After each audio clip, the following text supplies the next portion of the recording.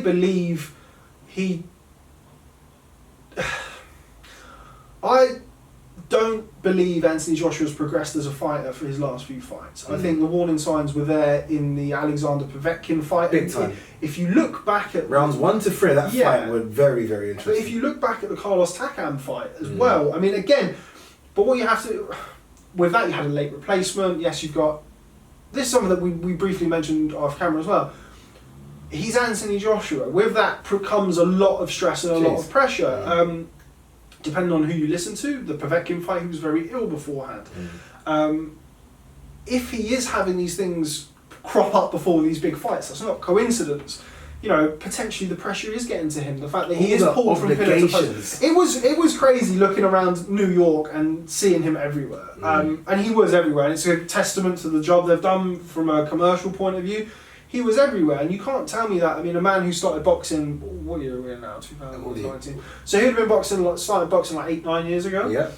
Like, that's a very, very quick turnaround to go from like not boxing. No one knows you. Yeah, to being on billboards in Times Square. And like, that's a lot. And eventually, he is only human. And I think potentially that could have had something to do with it. But as I said, if you go back and look at the Alexander Povetkin fight, Joshua was kind of, he had like, his lead hand was low, and it was kind of like a faux shoulder rolly type thing. It was odd. It was weird. And it was like they tried something. Yeah, it was only when that uppercut hit him at the end of the first round that he kind of like woke up a little bit. But, okay, we're in a fight here. But I thought the Ruiz fight, I thought the first couple of rounds of that fight, he looked flat.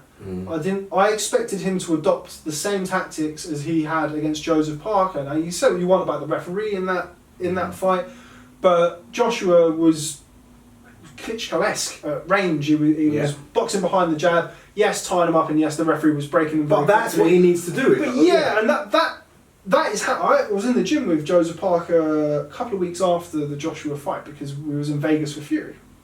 And I love the name drops there. I love it. No. Like I said, you're in the gym with Joseph Parker. Like I said to me, like he's like, I couldn't believe that he boxed that way. He's like, I was expecting him to box like he did against me, keep me at the end of the jab, and then just kind of break him down, and he didn't. And the first couple of rounds, I think the warning signs were there.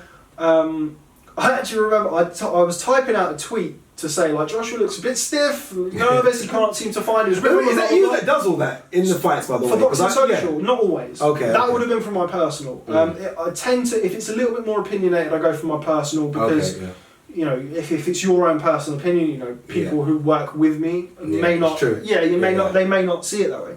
But I remember typing out this tweet. And then Joshua hit with a right uppercut, left hook, and dropped him. And I was like, "Wow, this tweet is now." I wish you actually sent that potentially, but like, had I have sent that, and then Ruiz doesn't get up from that uppercut, left hook, then I look like an idiot. So I'm almost happy that Ruiz got up, and that's weird as an AJ fan because I almost feel that would have hid all the problems because there seems to be a lot of problems with AJ. I mean, I can't talk about what I don't know, but like with regards to his performances, I think there has been a drop off. No doubt. And whether that is because of the outside commitments or whether that is because, I mean, people have said it for years and years. I mean, Marvin Hagler, Oscar De La Hoya, it's difficult to get out of bed and do those 5 a.m. runs in silk pajamas, you know. You can go to other sports, look at Conor McGregor. Exactly. And it is difficult. Or is he just not as good as we hoped to? There is also that. I mean, he got knocked out by Mihai Nestor in the World Championships. Mihai Nestor's a small hooker. You know, he gets in close and he lets his hands go. Well, that's what happened. Dillian White hurt him with the same shot. Alexander Povetkin, smaller fighter, gets on the inside, lets his hands go. Him, you know? That right uppercut really hurt him. And then you've got Ruiz, who is kind of a similar stature, and caught him with a shot. But having said that, when he boxed Joseph Parker, who's not wildly dimensionally different to those guys, he kept it long and he kept it at range and kept it boring. But you got the win, and you know, not every fight has to be a third round knockout or you don't have to blow everybody out. Let's talk about this fight going to, supposedly going to Saudi Arabia. Yeah, supposedly. This is a mess, isn't it? I mean, you got the press conference with no fighters there, which is interesting. First time I've ever been to a... That was weird. Press conference with... How smooth talker is that guy? Which one? Not Eddie, the other guy. Omar Shalil. He looks like a guy that was educated at Princeton. He's a very intelligent man. I didn't actually speak with him.